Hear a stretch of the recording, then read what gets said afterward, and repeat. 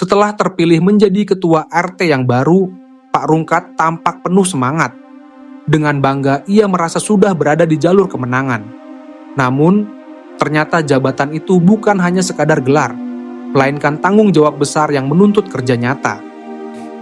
Suatu hari Pak Rungkat mendapat kabar tentang lomba RT terhebat se-kabupaten. Hadiahnya cukup menggiurkan, yaitu uang tunai 50 juta ditambah sebuah piala kebanggaan.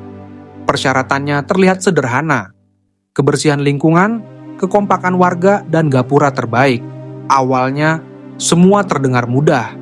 Lingkungan mereka memang cukup bersih, dan soal kekompakan warga, meski sering ribut-ribut kecil, nyatanya mereka masih bisa saling bantu. Tapi satu hal yang menjadi beban berat adalah pembangunan gapura. Membuat gapura terbaik jelas butuh biaya. Pak Rungkat pun mengajak beberapa warganya untuk berdiskusi. Mereka menghitung-hitung dana yang bisa dikumpulkan. Namun hasilnya mengecewakan. Uang yang terkumpul hanya sekitar 200 ribu rupiah. Jumlah itu jelas tak cukup untuk membuat gapura yang megah. Dengan wajah bingung, Pak Rungkat mencoba mencari solusi.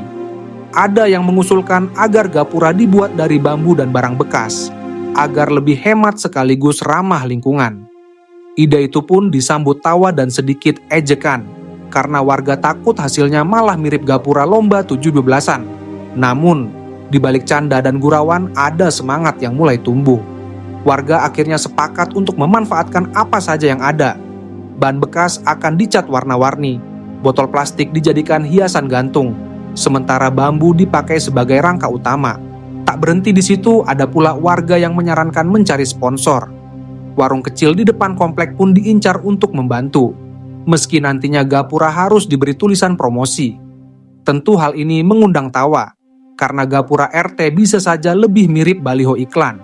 Meski penuh keterbatasan, akhirnya mereka bergerak juga. Warga mulai mengumpulkan material seadanya. Ada yang membawa bambu, ada yang mencari cat sisa, bahkan ada yang menyumbang tenaga walaupun sekadar memegang paku atau mengangkat kayu. Suasana pun riuh penuh canda.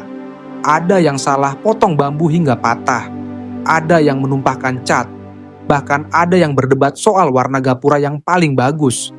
Namun di tengah kekacauan itu, terlihat jelas bahwa warga mulai benar-benar kompak. Pak Rungkat dengan segala kekonyolannya mencoba memimpin jalannya pembangunan. Walau sering jadi bahan ejekan, ia tetap yakin bahwa gapura mereka akan jadi yang terbaik. Baginya, lomba ini bukan hanya soal hadiah, tapi tentang membuktikan bahwa RT mereka bisa bersatu dan bangkit bersama. Hari-hari menjelang batas waktu terasa semakin sibuk. Warga yang tadinya pesimis mulai terlibat, satu persatu turun tangan. Dari sinilah kebersamaan itu lahir. Gapura yang awalnya dipandang mustahil dibangun, kini perlahan berdiri walau bentuknya tak semegah milik RT sebelah. Namun, di balik kesederhanaan itu ada cerita perjuangan, kekompakan, dan tawa yang tak bisa dibeli dengan uang.